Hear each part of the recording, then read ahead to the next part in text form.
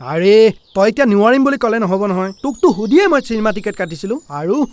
হোটেলো বুক কৰি আধা পইচা দি দিলোঁ চিনেমাৰ কথা বেলেগ কিবা এটা বুদ্ধি কৰি চিনেমা চাবলৈ যাব পাৰিম কিন্তু ৰাতি থাকিব কেতিয়াও নোৱাৰো আৰু বিয়াৰ আগতে এনেকৈ থকাটো ভাল কথা নহয়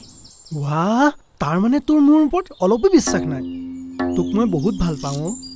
আৰু তোক মই কেতিয়াও বিপদত পৰিব নিদিওঁ অহা বহাগত দেখোন তোক মই নিজৰ কৰিমেই কিয় ইমান টেনশ্যন লৈছ তই মোক ভালেই নাপাওঁ হয়নে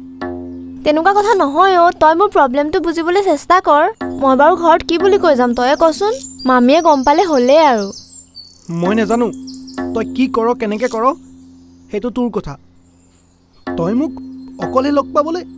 মৰম কৰিবলৈ মন নাযায় নেকি মুঠতে গ'লে থকাকৈ যাম নহ'লে নাযাওঁ কি কৰ জনাবি মই যাওঁ আৰু শুন